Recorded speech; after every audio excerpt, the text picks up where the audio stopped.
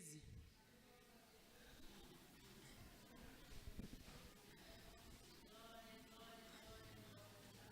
Todos encontraram? 2 Samuel, capítulo 9. Eu vou ler, você vai acompanhar sentadinho como está. Amém? Um dia Davi perguntou: será que resta ainda alguém da família de Saul para que eu use de bondade para com ele por causa de Jonatas? Havia um servo na casa de Saul cujo nome era Ziba. Chamaram-no pedindo que viesse falar com Davi. O rei perguntou: você é Ziba? Ele respondeu: sou eu mesmo, seu servo. Então Davi perguntou: existe mais alguém da família de Saul para que eu use de bondade de Deus para com ele? Ziba respondeu: ainda existe um filho de Jonatas, aleijado de ambos os pés. Então o rei perguntou: e onde está ele? Ziba respondeu: ele está na casa de Maquir, filho de Amiel, em Lodebar. Então o rei Davi mandou trazê-lo de Lodebar, da casa de Maquir, filho de Amiel. Quando Mefibosete, filho de Jonatas, filho de Saul, chegou diante de Davi, inclinou-se, prostrou-se com o rosto em terra, e Davi disse: Mefibosete. Ele respondeu: aqui estou, às suas ordens. Então Davi lhe disse: não tenha medo, porque serei bondoso com você por causa de Jonatas, seu pai. Vou restituir a você todas as terras de Saul, seu pai, e você sentará sempre à minha mesa para comer. Então Mefibosete se inclinou e disse: quem é este seu servo para que o meu senhor tenha olhado para um cão morto como eu? Então Davi chamou Ziba, servo de Saul, e disse: tudo o que pertencia a Saul e toda a casa dele eu dei ao neto de seu senhor. Você, os seus filhos, os seus servos cultivarão a terra para ele, recolherão os frutos, para que a casa do seu senhor tenha o que comer. Porém, Mefibosete, neto do seu senhor, sentará sempre à minha mesa para comer. Ziba tinha 15 filhos e 20 servos. Ziba disse ao rei: farei tudo o que o rei meu senhor ordena a este seu servo. E assim Mefibosete passou a fazer as refeições à mesa de Davi, como um dos filhos do rei. Mefibosete tinha um filho pequeno chamado Mica. Todos os que moravam na casa de Ziba eram servos de Mefibosete. Mefibosete morava em Jerusalém, porque fazia as refeições sempre à mesa do rei. Ele era coxo de ambos os pés. Amém? O pastor pediu para eu falar da minha família, e eu não vejo um texto melhor para falar da graça do que este. Não tem um texto melhor para falar da graça e do amor de Deus. Mas graça no dicionário muitas vezes quer dizer os passos de uma bailarina, dançando perfeita, bem ensaiado. Graça também podem ser gestos que nós fazemos, são graciosos. Mas a graça que nós vamos falar nesta noite é a graça que é o favor imerecido que o Senhor dispensou sobre as nossas vidas. E para falar dessa graça, eu quero contar uma ilustração que eu li num livro do Max Lucado, que chama Perdidos e Achados. Ele conta a história que há 100 anos, quando ele escreveu o livro, deve fazer mais de 100, alguns pescadores estavam sentados num hotel, numa hospedaria, e eles estavam conversando sobre pesca. Eles estavam falando sobre a pesca e sendo servidos numa noite fria na Escócia. E aí então um dos pescadores, ele devia ser sinestésico como eu, ele gesticulava muito fazendo os movimentos de um peixe que ele havia perdido. E no momento em que ele gesticulou, ele bateu a mão na bandeja da moça que estava servindo a mesa, e aí o bule de chá voou e bateu numa parede branquinha, e aí fez uma mancha marrom. O dono da o dono da hospedaria respirou fundo e disse: vou ter que pintar a parede inteira. E aí, de repente, um homem levanta e diz: não é para tanto. Se me permitir, eu vou corrigir isso. Aí, o dono disse: tudo bem, eu não tenho nada a perder. De qualquer forma, eu vou ter que pintar, está manchado. E aí, então, aquele homem tirou alguns lápis, alguns pincéis, algumas tintas. E aí, começou a mexer de um lado e a riscar do outro. E, de repente, apareceu ali um servo. Mais vulgar, viado. Né? Um Bambi. Com chifres bem grandes.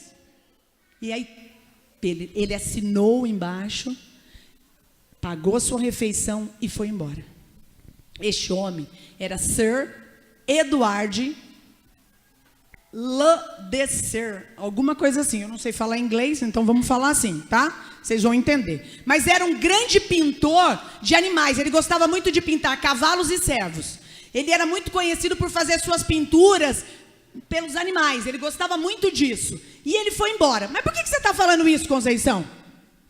Porque Deus, aquele homem pegou uma parede manchada de chá e transformou numa obra de arte. E Deus fez isso comigo e com a sua vida. No dia em que Ele nos chamou, no dia em que nós ouvimos a voz dEle, Ele também nos tirou da tortice, nos tirou daquela coisa horrível que nós éramos, da deformidade da nossa vida com o pecado, e nos transformou numa obra de arte do seu amor e da sua misericórdia. E é por isso que eu quero falar disso nesta noite. Graça, favor e merecido. Mefibosete é um exemplo muito grande dessa graça. Ele foi alguém que eu acredito que nem no sonho mais bonito que Mefibosete tenha tido, durante os anos que ele ficou longe, ele imaginou que ia acontecer isso com ele. Mas Deus também faz isso todo o tempo. Deus fez isso com Manassés, o pior rei de Judá. A Bíblia diz que ele era tão ruim que ele até queimou os próprios filhos no altar. Ele adorava outros deuses, ele colocou postes, ele colocou um monte de coisa para o povo adorar Baal, ele fez coisas abomináveis aos olhos do Senhor. Mas no momento em que ele foi pego, prenderam o nariz dele com ganchos, prenderam as mãos dele, ele entrou em desespero de ver ali o juízo de Deus por tudo que ele tinha feito. E aí então ele se humilhou e clamou a Deus, e Deus transformou o rei Manassés num homem de Deus.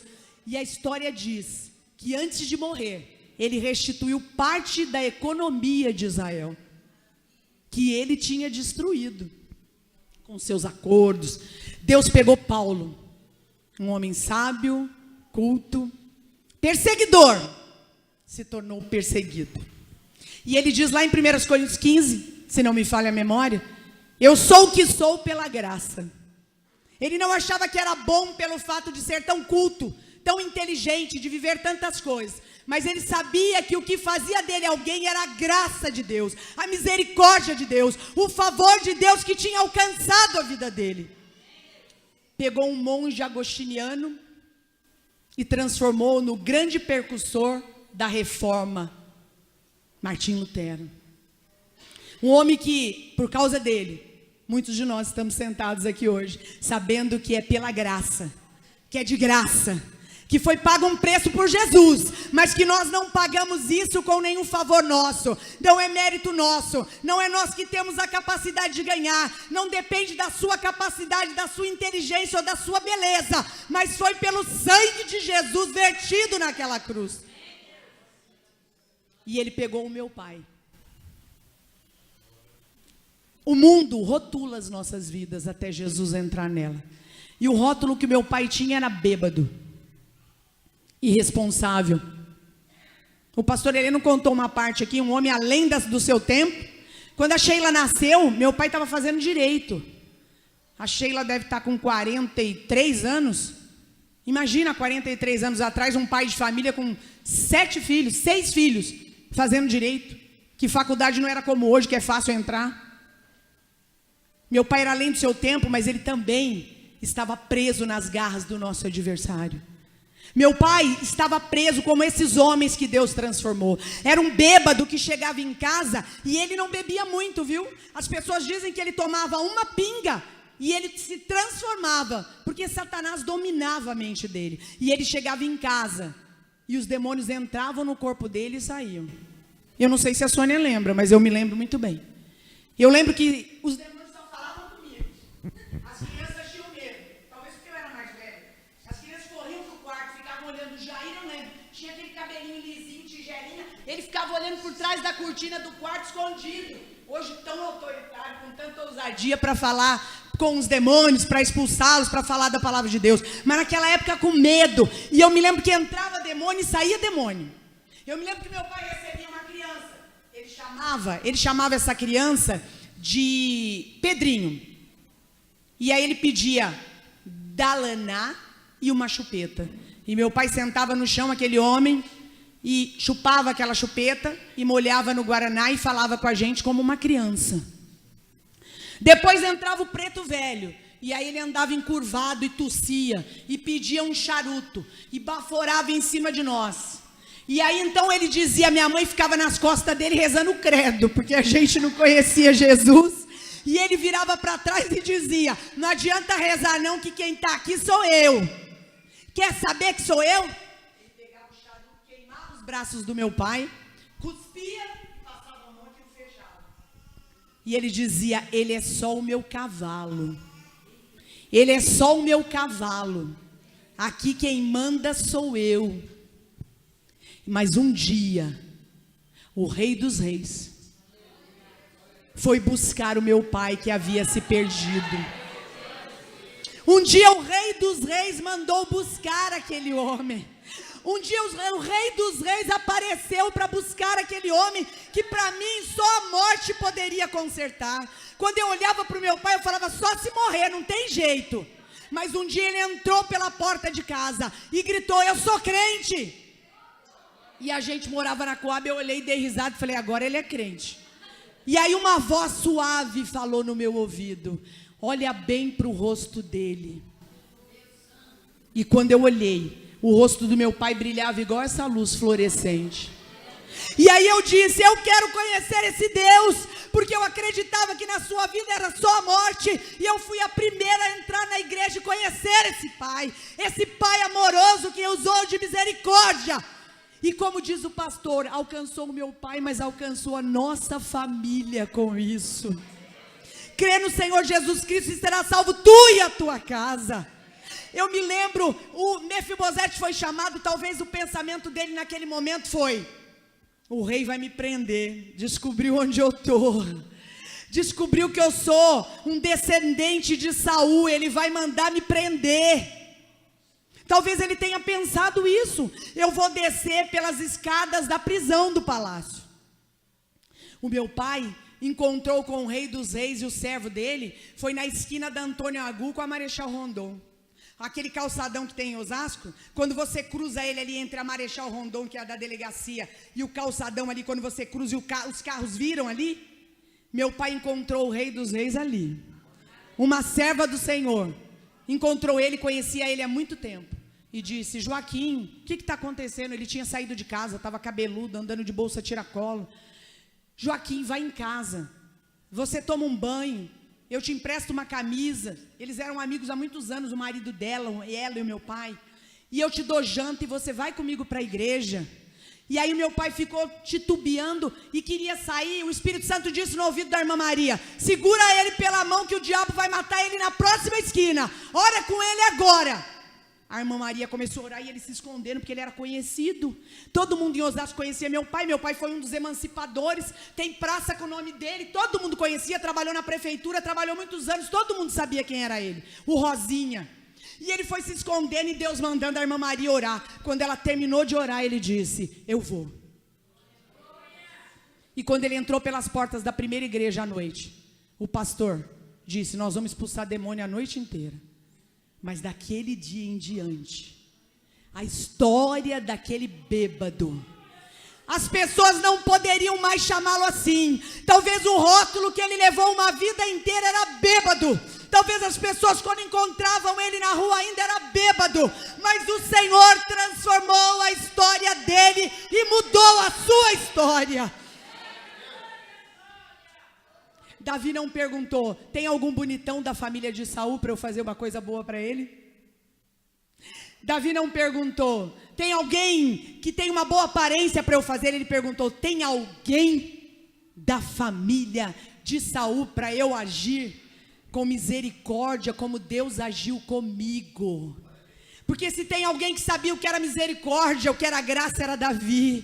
Depois do pecado com Betseba, depois de colocar Urias à frente da batalha, só ele podia entender o que era graça, o que era perdão, o que era misericórdia. Ele havia experimentado isso. E ele, quando Ziba, alguns estudiosos dizem que nas entrelinhas, Ziba foi irônico. Ele disse, só tem um coxo. Querendo dizer, um aleijado. Mas quando Davi perguntou, Onde ele está? Davi não perguntou, é coxa do quê? O que aconteceu com ele? É das duas pernas? Ou não é? Como é que é? Davi disse, onde ele está? E aí Ziba disse, em Lodebar, na casa de Maquir. E aí Davi respondeu, manda buscar, traz ele para cá. Traz ele para cá agora. Deus, quando me escolheu e te escolheu, Ele não olhou para os rótulos que nós tínhamos nessa vida. Talvez alguns de nós era chamado fala demais, fofoqueiro, mentiroso, bêbado, solitário, imprestável, incompetente. Não vai sair disso, não vai passar de nada. Outros de nós fomos rotulados até bem. Bonito, educado, eficiente, competente. Mas eu queria dizer uma coisa para você. Nem um rótulo ruim, nem um rótulo bom. O que nos faz filhos de Deus, o que nos deu o direito de estar aqui hoje, foi a misericórdia, foi a graça de Deus. Não adianta morar na Casa Branca. Não adianta ter um carro bom, não adianta ter um bom emprego. Não pense que sendo o melhor aluno da faculdade, você tem o direito disso. Mas o Senhor está dizendo para você nesta noite, a minha graça, o meu favor, alcança os homens indistintamente. Foi isso que Deus fez na vida do meu pai. Foi isso que Ele fez na vida de Mefibosete, usando Davi. Aquele que estava escondido. Ele perdeu o pai aos 5 anos. E quantos anos se passaram? Se eu não estou errada, 20. 15 ou 20, né, pastor? Se eu não estiver errada, até Davi mandar chamar. E aí o que acontece? Deus muda tudo. Mefibosete, vergonha, era o que significava o nome dele. Mas Deus leva ele, e o rei diz assim, olha, ele vai sentar na minha mesa. E ele vai ser tratado como um filho. Como um filho. E sabe o que mais me chama atenção nisso? Eu estava lendo algumas ilustrações muito interessantes. E Charles Swindoll escreve algo sobre Mefibosete. Muitos homens escrevem. A maioria deles diz que ele usava muletas e que ele foi entrando na sala. Na sala do jantar. Na sala de jantar. Eu fiquei com a do Swindoll. Porque eu achei muito mais interessante, eu acredito mais nessa. Porque naquela época eu não acredito que tinha muleta. Se tinha, devia ter. Mas não acho que era como as pessoas dizem. Apoiado nas muletas e caminhando. Charles Swindoll diz o seguinte. Chegou a hora do jantar. Todos à mesa. Aí Davi senta, passa em revista. Lá está Tamar, linda, educada, sentada à mesa. Amnon, astucioso, olhando tudo. Absalão, bronzeado, bonito, porque é o que a Bíblia diz que ele era. Joabe, o comandante da guarda, senta-se também como convidado. E Davi passa em revista a mesa, ele percebe, está faltando alguém. É Mefibosete. E de repente, em toda a beleza daquela sala, o silêncio e um arrastado. O silêncio e um arrastado. O silêncio e um arrastado. O silêncio e um arrastado. É Mefibosete entrando pela sala. E ele puxa a cadeira e senta. E o Swindoll diz, e a toalha cobre os pés dele. Quando eu li isso, Deus disse para mim, na mesa do rei, nós somos todos nivelados. Sentado à mesa, Mefibosete não era aleijado. Sentado ele tinha o corpo para cima como todos os outros. Talvez não tivesse a beleza que Absalão tinha. Talvez não tivesse a astúcia que tinha Amnon. Mas sentado à mesa, a toalha cobriu a deficiência dos pés. Ele era como qualquer um. Ele era como um filho do rei. É assim que Deus nos vê todos os dias, irmãos. Ele não olha para a nossa limitação e deficiência. Ele não olha para os nossos rótulos. Ele não olha para as nossas fragilidades. Mas sabe o que levou Davi a fazer isso? Um pacto. Pacto não se quebra. Pacto se cumpre. Davi tinha um pacto com Jonatas. E ele precisava cumprir. Tem um pastor, eu não me lembro o nome dele, que a gente lê as coisas, escuta as coisas. Ele diz o seguinte: o pacto do casamento é o que sustém os casamentos. Muitos casamentos são sustentados pelo pacto, não pelo amor. Porque muitas vezes o tanque do amor está vazio. Mas o pacto sustenta. Eu queria falar de alguém real. Apesar de que se eu contasse a história de homens famosos, eles são reais. Mas eu queria falar do avô do presbítero Vanildo. O seu Manuel. Seu Manuel se casou com a avó do Vanildo. Ela era uma moça bonita, formosa, jovem. Era 15 anos, né? 15 anos de idade ela tinha, né? E eles tiveram filhos e saíram da Bahia e vieram para o Paraná. Passaram-se os anos e a avó do Vanildo adoeceu. Ela ficou doente. Doente, ninguém sabia o que era, e doente daqui, doente de lá, não sabe o que é, e ela começou a ficar debilitada, deitada, não levantava mais. Agora pensa, o avô do presbítero Vanildo é um senhorzinho assim, do estilo da minha mãe, magrelinho, bem magrelinho assim, e a avó do Vanildo pensa numa índia grandona, corpulenta, pesada. Os anos foram passando, e ela foi adoecendo, e o seu Manuel do lado dela. E os filhos diziam: pai, é melhor internar, pai, é melhor colocar num lugar, é muito trabalho, é melhor ter uma enfermeira, é melhor ter alguém para cuidar. E o seu Manuel: não, eu tenho um pacto com ela. Um pacto que dizia: na alegria e na tristeza, na saúde e na doença, eu vou até o fim com ela. Foi isso que motivou Davi a cumprir o seu pacto, e é isso que motivou Deus a salvar eu, você, o meu pai e a nossa família. Ele tinha um pacto com seu filho, ele tinha um pacto de enviá-lo e permitir que ele viesse restabelecer a comunhão entre os homens e ele. E foi esse pacto que fez com que a graça se manifestasse sobre a minha vida e sobre a sua vida. O pacto é maior. Davi fez pelo pacto. Davi fez porque ele tinha uma promessa. Nessa noite, algumas pessoas vão mergulhar nas águas do batismo. E o pacto que nós, como cristãos, temos na presença de Deus é a nossa profissão de fé. Quando nós declaramos: eu reconheço o Senhor Jesus como Senhor e Salvador da minha vida. O batismo é outro pacto que nós fazemos com Ele. Os nossos votos matrimoniais são votos, mas são pactos que nós fazemos e que nós temos que cumprir. Pacto se cumpre. Por isso você está sentado nessa cadeira nesta noite. Porque o Senhor Jesus morreu na cruz pela minha vida e pela sua vida. E não são os rótulos que dizem quem você é. Você está preocupado? Você está preocupado com o que pensam? Você está preocupado com o que dizem? Está preocupado com a sua vida, o que as pessoas pensam ao seu respeito? Eu gostaria de dizer para você, Max Lucado pergunta isso para nós: quem dita a sua identidade? Os rótulos que te dão ou a graça? Quem diz quem você é de verdade? Os rótulos que você recebe das pessoas ou a graça? Mas eu queria dizer para você nesta noite que a graça nos alcança, a misericórdia e o favor nos alcança, mas as lutas vêm, as acusações vêm. Se você for para o capítulo 16 aqui de 2 Samuel, Ziba vai encontrar Davi, porque Davi está fugindo de Absalão, o próprio filho quer matá-lo.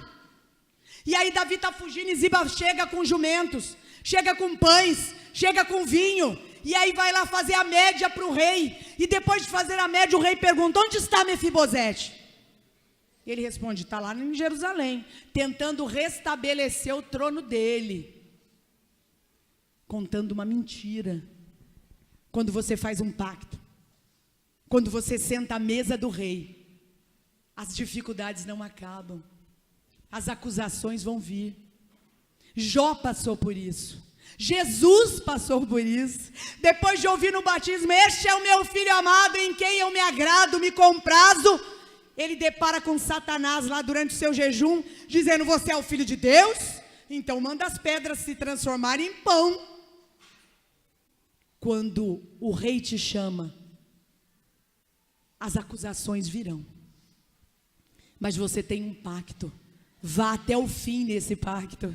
Não desista dele. Quem diz quem você é a graça. Não são as pessoas. Quem diz quem você não é a sociedade que nos rotula como se fosse uma linha de produção. Quem diz quem você é a graça, a misericórdia de Deus, porque ela cria um novo manual e transforma o homem suicida em piedoso, o homem mentiroso em verdadeiro, um perseguidor em perseguido, um bêbado em um pai de família. É a graça que diz quem nós somos. É o favor. O capítulo 19 diz que a mentira de Ziba caiu por terra.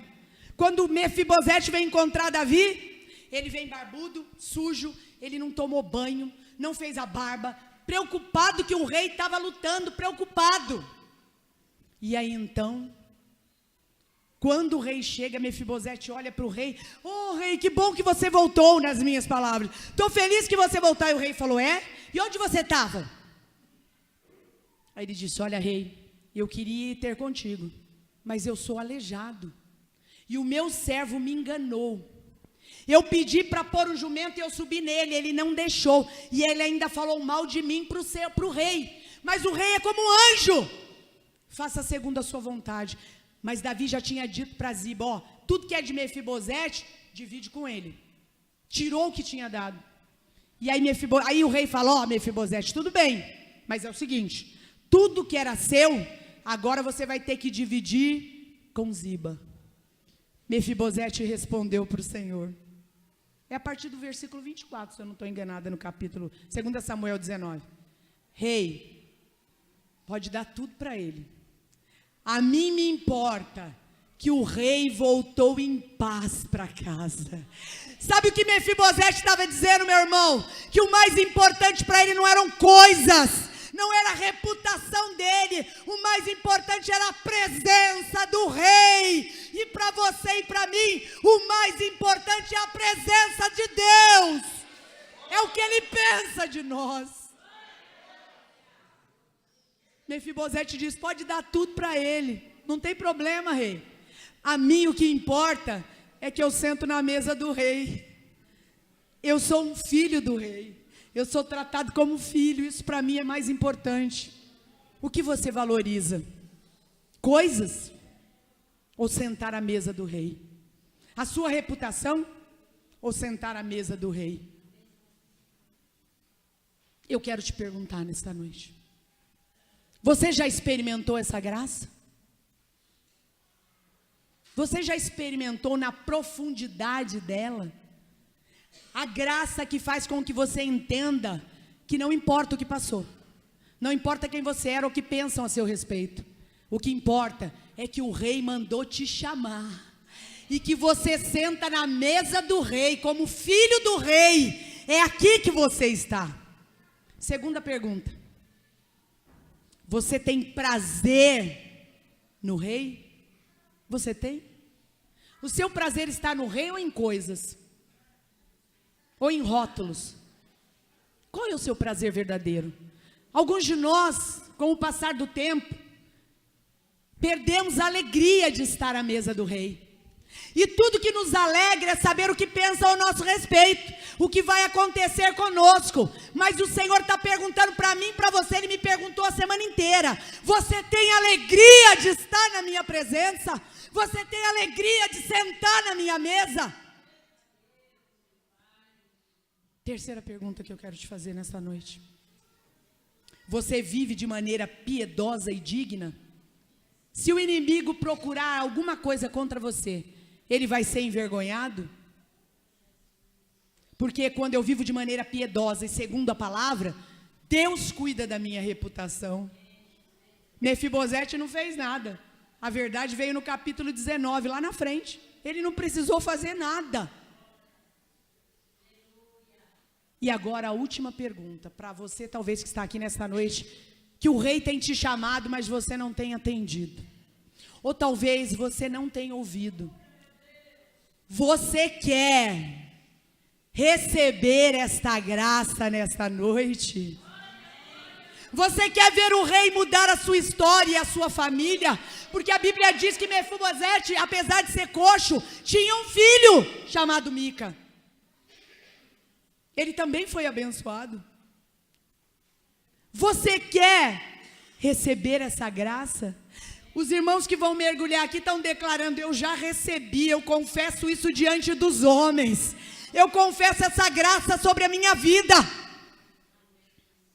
Mas eu e você, que já sentamos à mesa do rei, há quanto tempo você senta à mesa do rei? Se tornou algo comum?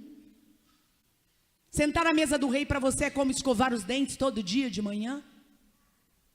Sentar à mesa do rei para você é como ir trabalhar todo dia, porque se você não for, quem vai pagar as contas? A sua alegria está nisso, em sentar à mesa do rei? Ou você levanta e senta nessa mesa do rei?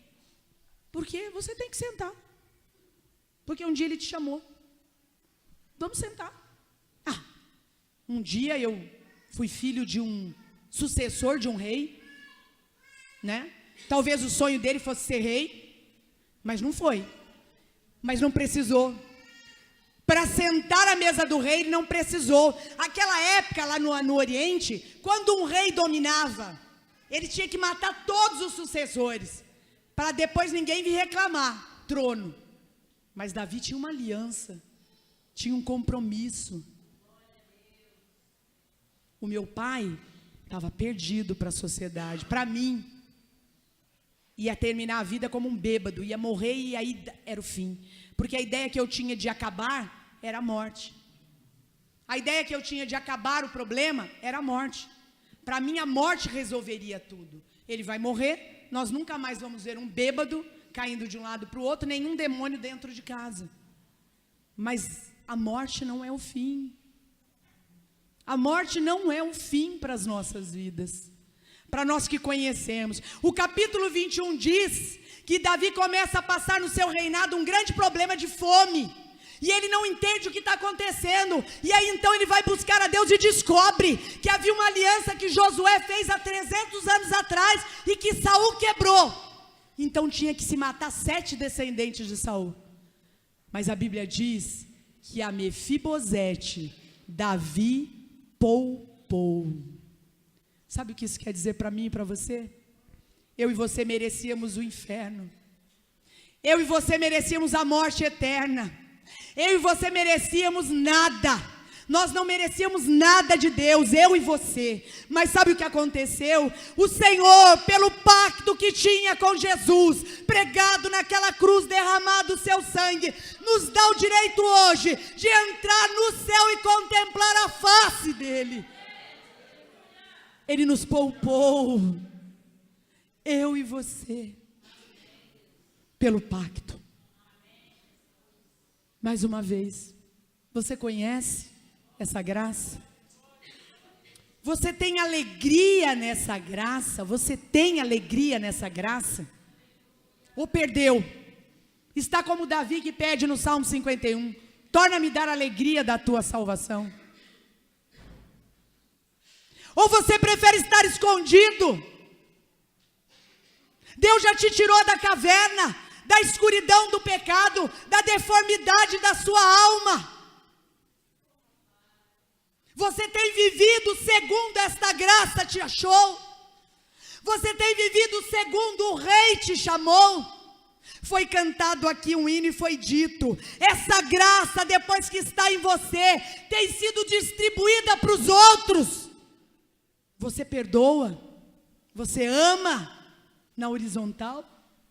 Você é capaz? A graça te alcançou. Davi conseguiu fazer isso pelo pacto, mas por também reconhecer que ele recebeu perdão. Ele recebeu a misericórdia. Ele recebeu o favor que ele não merecia. Ele merecia morrer. Betseba não estava se oferecendo para ele. Foi dito aqui, eu não sei se foi o pastor Júnior ou o pastor Ramsés, as janelas lá eram diferentes para o povo poder ficar à vontade. Mas o rei estava num lugar mais elevado. Algum pregador disse aqui isso, eu não lembro quem foi. Não lembro se foi o presbítero Hermes, se foi o pastor Júnior. Alguém falou um dia aqui pregando, e eu guardei. Mas Davi olhou lá de cima e viu a mulher dentro da casa dela. Ela não estava no quintal mostrando para o rei. Davi merecia morrer. Por mim, por você, talvez Davi merecia morrer. Porque muitas vezes nós tratamos os outros conforme a nossa vontade.